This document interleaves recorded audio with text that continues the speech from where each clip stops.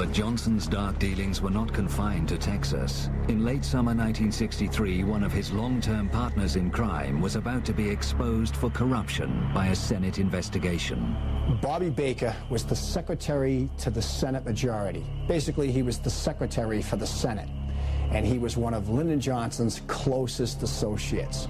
And everything that Lyndon Johnson wanted to perpetrate, he had Bobby's help. Essentially, if somebody wanted to get a military contract and they wanted influence of Lyndon Johnson to help them, they had to pay off Bobby Baker, who would then pay off Lyndon Johnson. It's the world of bribes. Bobby Baker was involved in a call girl service. He was involved in real estate scams. He was involved in dealings with organized crime. He was in dealings with oil men, particularly Clint Murchison, an oil millionaire from Texas. So as a result of all this, Bobby Baker was in big trouble. And with a little bit of inspiration on the part of the Kennedys that they could get Bobby Baker to talk, Lyndon was all done. Lyndon Baines Johnson, if Robert Kennedy had his way, would not only not be on the 1964 ticket as the vice presidential candidate, but he would go to jail for the corruption that he was involved with. Although Johnson faced political extinction at the hands of the Kennedys, he had powerful allies with their own agendas that threatened the president, as researcher Gregory Burnham explains. And people would think that he had no enemies. He was so popular, he smiled, he appeared happy. Everyone loved him worldwide. But what people don't seem to understand is behind the scenes, he was making changes, and he was making them decisively, and he was taking some very, very daring steps. He was committed to pull out of Vietnam. By October, he had signed a document, an SAM 263, to that effect. 1,000 troops home by Christmas, and all personnel out of Vietnam by 1965. But that wasn't very good for the military-industrial complex. Is abolishing the Central Intelligence Agency, pulling their teeth, holding them to task, back to why they were originally created by Truman. Their original mandate by law is only to coordinate intelligence, not to create the Bay of Pigs. NSAM 55 told the chairman of the Joint Chiefs of Staff that the CIA no longer can do that, and any military operation has to come directly from them to the president, period. That kind of a document really causes problems.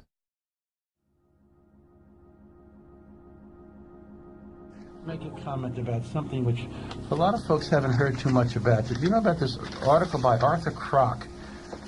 Younger people are saying, who's Arthur Kroc? Arthur Kroc was the single most respected journalist in America in the 1960s. He wrote on the editorial page of the New York Times. He was very close to the Kennedys.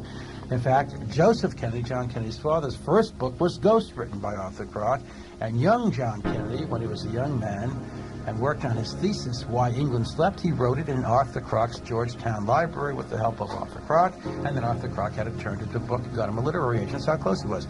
John Kennedy, when he wanted to speak to the American people, talked to Arthur Kroc, and Arthur Kroc would publish material. This is October 3rd, 1963, editorial page of the New York Times. Arthur Kroc's column called The Intra-Administration War in Vietnam. And Arthur Kroc is saying John Kennedy has declared war on the Central Intelligence Agency, and John Kennedy wants the American people to know there's some very serious problems. And then he goes on to say, twice, according to a high United States source, twice the CIA flatly refused to carry out instructions from Ambassador Henry Cabot Lodge, that was Kennedy's ambassador to Vietnam. And in one instance, frustrated a plan of action Mr.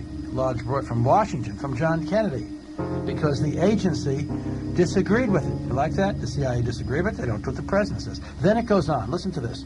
The CIA's growth was likened to a malignancy, which the very high official was not sure even the White House could control any longer. And listen to this. If the United States ever experiences an attempt at a coup to overthrow the government, it will come from the CIA. That's John Kennedy talking to the American people in October. The next month they blew his head off. And there's the Warren Commission, and they don't ask Arthur Kroc, where'd you get this information that John Kennedy was talking, or someone on his behalf was talking, to you about the CIA being possibly involved in a coup? If there was a coup, it would come from the CIA. There is now considerable evidence of Oswald's links with agents from the CIA and the FBI in the months before the assassination.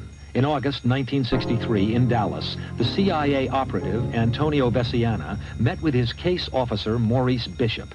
Bishop was the CIA coordinator of the most violent anti-Castro exile group. And in Dallas, he also met with Lee Harvey Oswald.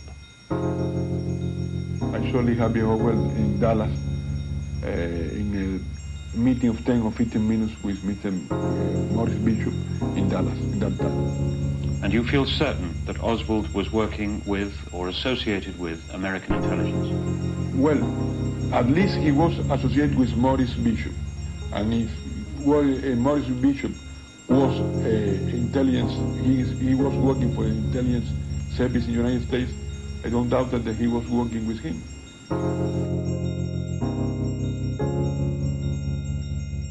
The Select Committee on Assassinations will at this time come to order. The most damaging sealed documents of the House Select Committee on Assassinations accuse high-ranking officials of the Central Intelligence Agency of lying to the people of the United States about Lee Harvey Oswald. House investigators believe this man, David Atlee Phillips, met with Oswald 2 months before the assassination. Phillips was the CIA's chief of Western Hemisphere operations and was in charge, among other things, of plots against Fidel Castro. According to the secret reports, Antonio Veciana, a leader of anti-Castro Cubans directed by the CIA, saw Oswald talking to a senior CIA agent he knew by the cover name Maurice Bishop. Veciana provided enough information for House investigators to compile this sketch of the agent who met Oswald. Could it have been Phillips? Investigators believe it was. Phillips denied under oath that he knew Oswald, but House investigators did not believe him and wanted him charged with perjury. The government declined to prosecute, leaving investigators furious. The director of the CIA in 1963 was John McCone. He caused a sensation among committee staffers when he admitted there was an agent using the cover name Bishop. But a secret memo reveals he was allowed to reverse his testimony. A CIA lawyer wrote the committee, "I should inform you that he had been in error." In summary, Mr. McCone withdraws his statements on this point. The man who fingered Maurice Bishop, Antonio Veciana, was shot in the head soon after testifying, but survived. Frightened, he will no longer talk about the case. We caught up with him in Florida. They wounded me in the head. They're trying to kill me. You know why? Why would anybody? I don't know, perhaps the FBI knows. The FBI knows. Did they tell you? No. Ask him, ask them.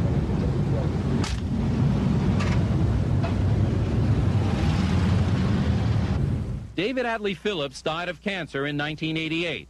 Investigators believe Phillips was angry at JFK for botching the Cuban Bay of Pigs operation. Did you kill the president? The second explosive revelation in the sealed documents also links the CIA directly to Oswald. While living in Dallas, Oswald was befriended by Russian-born George de Mohrenschildt.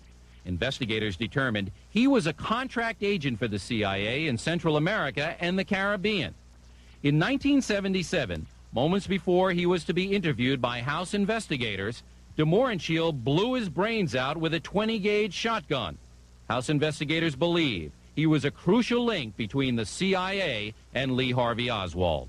There is no question that the sealed JFK files are extremely embarrassing for the CIA. House investigators have told Inside Edition that the agency did not fully cooperate in their investigation and that the CIA had final say in the report that the House Assassinations Committee made public. Thus, the public report makes no mention of the CIA's links with Lee Harvey Oswald. But the secret documents are another story. One interesting sidelight, the movie JFK was partially based on Jim Garrison's investigation in New Orleans. Well, House investigators uncovered evidence that the CIA planted 9 agents inside the Garrison investigation to feed him false information and to report back to Langley on what Garrison was finding out.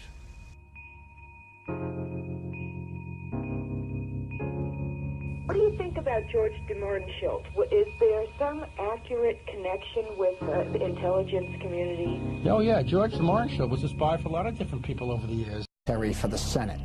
And he was one of Lyndon Johnson's closest associates. And everything that Lyndon Johnson wanted to perpetrate, he had Bobby's help. Essentially, if somebody wanted to get a military contract and they wanted influence of Lyndon Johnson to help with oil men, particularly Clint Murchison, an oil millionaire from Texas. So as a result of all this, Bobby Baker was in big trouble. And with a little bit of inspiration on the part of the Kennedys that they could get Bobby Baker to talk, Lyndon was all done. Lyndon Baines Johnson, if Robert Kennedy had his way, would not only not be on the 1964 ticket as the vice presidential candidate, but he would go to jail for the corruption that he was involved with. Although they had to pay off Bobby Baker, who would then pay off Lyndon Johnson. It's the world of bribes. Bobby Baker was involved in a call girl service. He was involved in real estate scams. He was involved in dealings with organized crime. He was in dealing...